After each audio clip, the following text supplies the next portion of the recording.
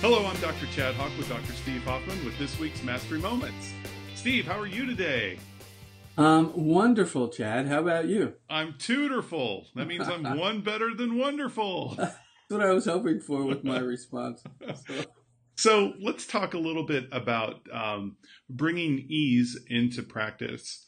One of the best ways to bring ease into practice is to have clarity in what you're doing. Having clarity in what you're doing also means removing contradictions and being consistent.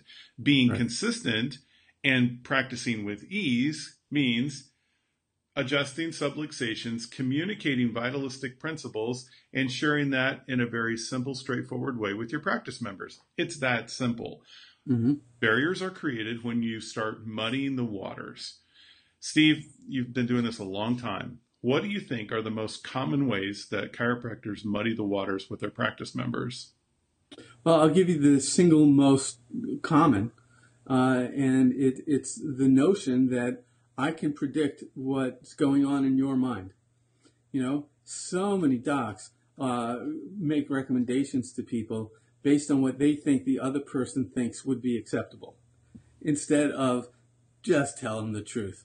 And this goes back to a sense of wanting to avoid rejection. And so I'm going to attempt to figure out what I think they think would be acceptable. And then that's what I'll tell them, because that'll raise the chance of them saying yes to me. The problem is they're not saying yes to you. They're saying yes to your fabrication, if they say yes at all. And so what we've always recommended is just tell the truth. It's the simplest approach. You still have the same options. They're either going to say yes or no. And at least if they say yes to you. And I just want to add one thing, and then the floor is yours, because I think everything else that docs deal with is a manifestation of that. Most docs have a hard time just telling people the unvarnished truth. And what we recommend they do is ask for permission. You know, do you want me to sugarcoat this for you, or do you want me to give it to you straight? And invariably, people will say, well, just tell me the truth, doc. Just give it to me straight. Now you have permission. Give it to them straight.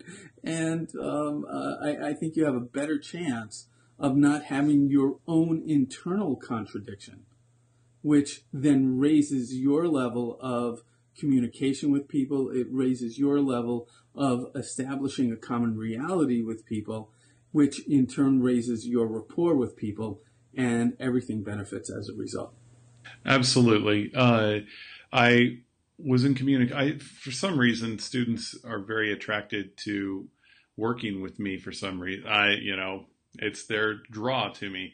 And I had a conversation with a student who is about a year out from graduating, who wants to pursue a whole functional medicine route, a bunch of other things, which are all fine. There's nothing, look, in the world, I'm sure there's need for that.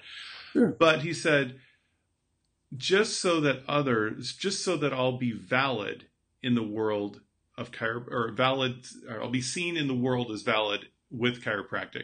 And I thought, wow, there are some major identity issues that are at stake here. Yeah. And we began to work through those. And within just a few minutes, the guy is crying. Why is he crying? Because when a person is confronted with the fact that they are doing something that they don't necessarily understand or believe in, and they've committed a huge amount of finances, a huge amount of energy to it, and then the light goes on, it's a very revealing. It makes you feel very naked and bare. And that's a great place to be. So in your life, my encouragement to you people who are listening to this is, number one, as Steve said, get down to the unvarnished truth. What is really underneath it all? And if people aren't going to follow you or do what you recommend because of that, at least you know where you stand. And that's a point of integrity you can always come from. Yep. You know, one of the things we talk about in MC2, Chad, is not doing the most you can to somebody, but rather the most you can for somebody. And I think it's a critical distinction that docs of all ages, ranging from in school to 25 years in practice, need to really think about and embrace.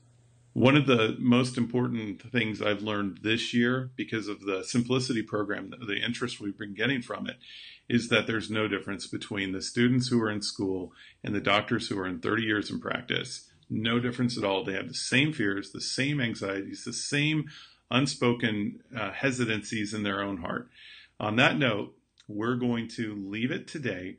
I'm going to encourage everyone, if you have not taken MC2, you need to get to an MC2 seminar. It is a foundational component for everything that you do in practice, even if you don't use the technique. It's just the mindset and the intent that goes into what you're doing can transform. I personally believe the technique will transform the way you practice. But having that experience shifts how you address the people you're serving. Thank you. I agree. By all means, be in touch with me right here, or email, or MC2Technique, TECHNIC.com. We have a bunch of programs coming up. Vancouver in September, Europe in September and early October, and then a bunch of programs in Minneapolis, Omaha, Davenport, back in Dallas. It was just a killer program in Dallas, so they want me back very quickly. This is the soonest I'm able to do it. And then, of course, we have our celebration, but we'll talk about that at another date. Okay? Thank you much, everybody. You have a great day, and please share this with everybody you know in the chiropractic field. Thanks, Chad. Take care, everybody. Bye-bye. Bye.